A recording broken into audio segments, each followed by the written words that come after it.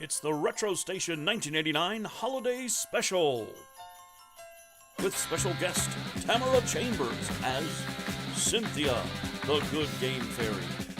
Featuring Margot as herself. With Cambot Jr. and special guest by way of appearance from the poop deck, Splat. Now, get ready for your host with the most, the man with the plan in space above Earth, the one and only Commander Dan, and the Retro Station 1989 Holiday Special.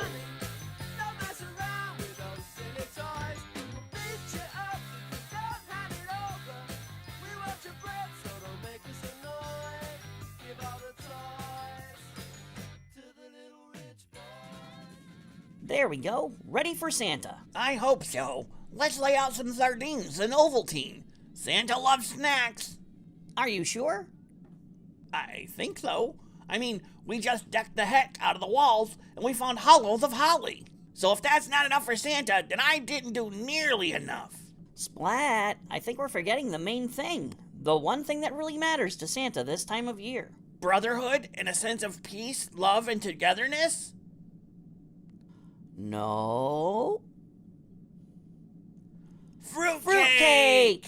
The Retro Station 1989 Holiday Special will be right back after these messages from our sponsors at... Long ago at Rose Petal Place, Orchid met Nastina, the evil spider. Dolls sold separately. Oh no, Orchid, it's Nastina. Wait till I tiptoe through your tulips, Rose Petal. Watch out, Nastina, the sky is falling. I won't fall for that. God, that'll keep her in her place. Rose Petal, Nastina, and Orchid dolls come with all you see here, each sold separately, new from Canada. Introducing the new Play-Doh Mop Top Hair Shop. What are the mop tops? The Play-Doh mop tops. Just turn the chair. They grow Play-Doh hair. They're the mop tops. You can comb it, wave it, style it, or shave it. The Play-Doh mop tops. You can let it grow down to its toes. They're the mop tops. From the Play-Doh Mop Top Hair Shop. The Play-Doh Mop Top Hair Shop, sold with everything you see here. New from Kenner. Here's Sit and Spin from Kenner. You can spin around, sit around, even carry it around. Let's go inside. You can spin some more, like before, most anywhere you put it down. Sit and Spin, the indoor-outdoor take-along spinning toy. Wow! You can spin like one, spin like two. How you spin is up to you. Sit and Spin, you put it together. From Kenner's Discovery Time. Okay, we're back, and you know what? I think that plan's gonna work, Margot. We're gonna wish Splat into a wonderful Christmas wonderland. I think, if you think about it in a certain way, Splat's like 1,000,000% video game related. I think it counts, right, Margot? Commander, you have a personal comm from Planet X. Oh boy. Okay, let me take a look. On screen. Commander, neither of the last two of your evaluations were any of our requests. No more playing about, Commander. No. This week, you must review this. Oh, no. Oh, no.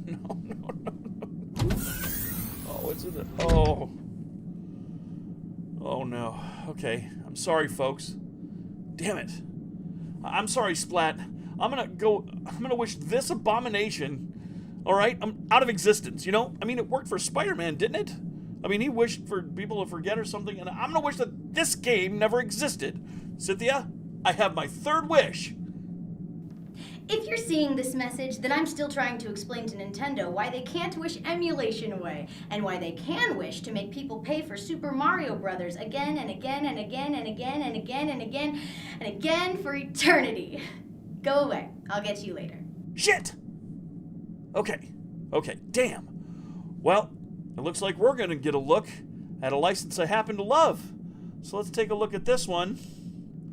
Go back to the 90s. 1991. I was a sophomore in high school, and the television airwaves were dominated by all kinds of stuff for teens and kids. My first love, cartoons and animation, was coming to fruition at school, where I was learning to come to grips with my bad attitude and my skills as an illustrator by creating one-page parody comics for my friends, chronicling a JoJo's Bizarre Adventure style version of our high school. We were living in Central Florida, and my love for Disney had only grown over the years. And just the year before, Disney started the now classic and nostalgic as hell Disney Afternoon, a syndicated block of Disney cartoons made for TV. DuckTales, Gummy Bears, Rescue Rangers, and Tailspin, classic cartoons. And they were an instant hit, one after the other, and I was there for it. I was 15 and still loved Disneyana, and they published, under the auspices of the Disney Afternoon, Disney Adventures magazine. And I still have a couple from my youth. I mean, they covered everything from sports to movies to literal horrific monsters. Like this guy. I mean, I also love Batman the Animated Series and Star Wars and everything under the sun a dorky 90s teen would like. And in 1990, we had Hollywood looking to graft itself onto the boom of comics-adjacent entertainment. Darkman, Ninja Turtles, Batman, Dick Tracy, and with all that pulp comic goodness, you get Rocketeer. And then Disney Animation, inspired by an episode of DuckTales where Launchpad is a secret agent, and basically the pulp zeitgeist in the air at the time, created the license we're about to evaluate. Darkwing Duck! Except, this is a double-edged turd here, folks. See, this is Darkwing Duck for the TurboGrafx 16. We've never really talked about the Turbo before, and wow, this is kind of a Christmas miracle because that does directly relate to wishes I had as a kid that unfortunately didn't come true, but mainly because other dreams did in its place. But this game, this thing right here, oh my god. While I'm trying to my damnedest this holiday season to be a kinder person, not just for Christmas, but for all year round, this game eats. It sucks like a fat man eating lo mein in low lunar orbit without his spacesuit. So let's take a look at this license. Oh god, the TurboGrafx, and listen to a holiday tale from old Commander Dan. In 1989, we got our first Nintendo Entertainment System. And when we moved back to our home state of Michigan, we started seeing commercials for a new gaming system. Now, I'd heard rumors of the Sega Master System, and play a few games of Hang On and Black Belt at a neighbor's house. So while the Master System was significantly superior to the NES in terms of graphics and sound, I'd never seen anything at all like this. Look at that. This was just the pack-in game, Keith Courage and Alpha Zones. Now, it may not look like much these days, but this was action and graphics to rival what was happening in the arcades. I mean, as an arcade rat myself from the 80s, all I needed to see was this commercial, and then I saw, oh my gosh, Vigilante, playing on a television to know for sure that I wanted this new arcade wonderment on our television. 1989, Nintendo decided to throw a monkey wrench into my Christmas plans twofold. One, by announcing the Game Boy for that holiday season, and two, by making the price tag on the Game Boy about $150 less than the TurboGrafx 16. Also, as much as I lusted for the Turbo, the Game Boy offered 8-bit gaming in the palm of your hand, and I was a Nintendo loyalist, so while I asked, mostly knowing there was no way in Santa's left nut I was going to get one for a TurboGrafx 16, my pop and grandmother knew I really did want a Game Boy too. The cost difference made it no choice at all. So, no Turbo for Commander Dan, but a desire for one was kindled that very Christmas because my good friend Damien got one from his dad that year.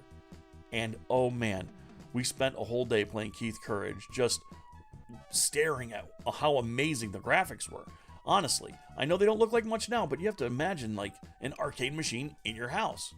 And as the console wars began to heat up, NES becomes SNES, Master System becomes Genesis, the Turbo kind of faded into obscurity and I kind of forgot about it. Other than I really wished I'd had one as a kid. Flash forward, and Disney Animation releases a cartoon called Darkwing Duck. The story of Drake Mallard, trained in a monastery in Tibet and wanting to rid the world of crime as Darkwing Duck, alongside his daughter Gosalyn and his sidekick, Launchpad McQuack. Darkwing faced down villains like Negaduck, Bushroot, the Liquidator, and Megavolt, thinly veiled pastiches of pulp villains and Batman luminaries, including the Joker and the one and only Quackerjack, a toy maker driven insane because video games drove him out of the toy business. There were guys like Taurus Bulba, played by Tim Curry, and doing an amazing job, the organization Fowl, and more.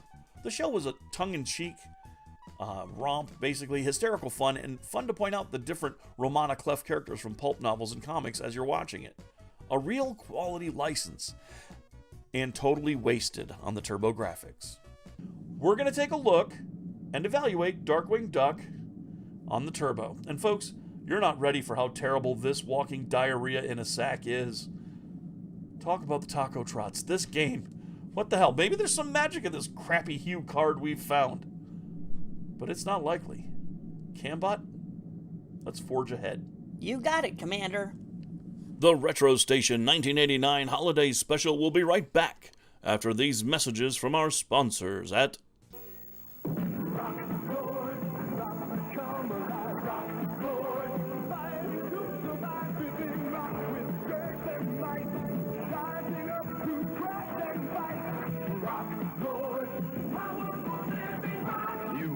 their appearance, but no force in the universe can contain the power and the fury of Rock Lord. Shaking, quaking, crashing, breaking, Rock Lord, powerful living rock. Each sold separately from Tonka.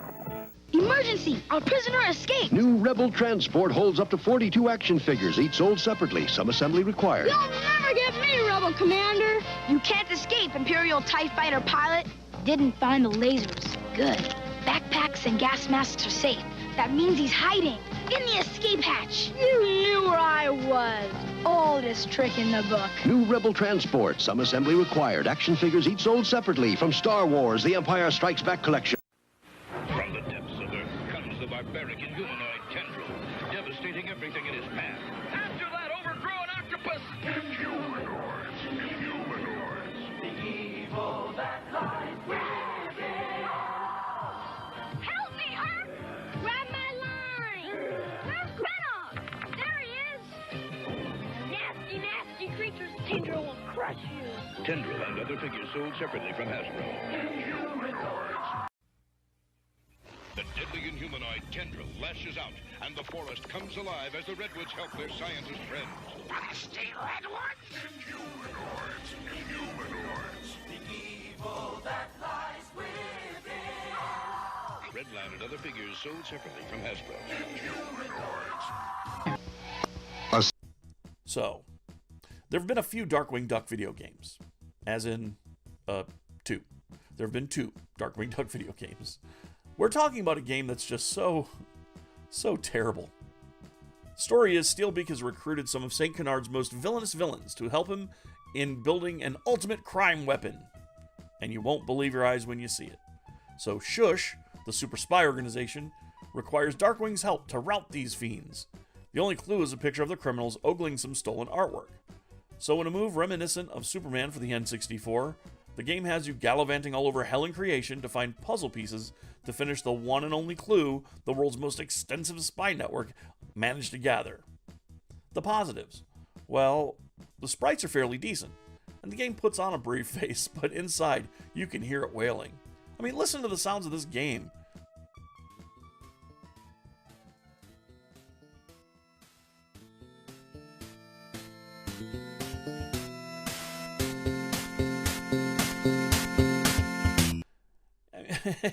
The thing is squealing for mercy from the start of Moliarty's level. The sprite work is great, and the parallax scrolling is very nice. And you can choose whatever level you want to start with. But that's like having a buffet made entirely of goat dicks. You're not going to want to start anywhere.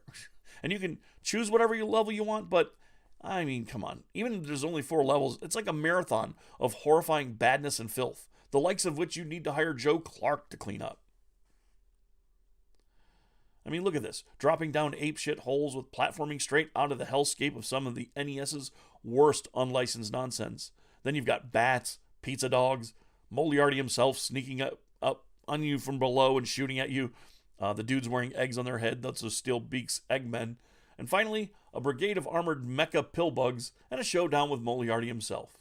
It seems like there's a lot to this level, but it's mostly boink. Yeah. Darkwing has gas bullets, but jumping on an enemy is almost always the best option. Between levels, you use the puzzle pieces to add squares to a sliding puzzle, which is actually my favorite part of the game. We'll talk about that in a little bit. Most of the levels, they're more of the same as the first, but whoa, Tuscanini's level. made famous by AVGN's expose of this unrefined hog vomit, is a test of patience. The jumping and hitboxes are asinine. The level geometry is set up like a test for schizophrenia designed by sociopaths. And the sounds this game makes are begging for sweet release. Oh, but here's the funny bit.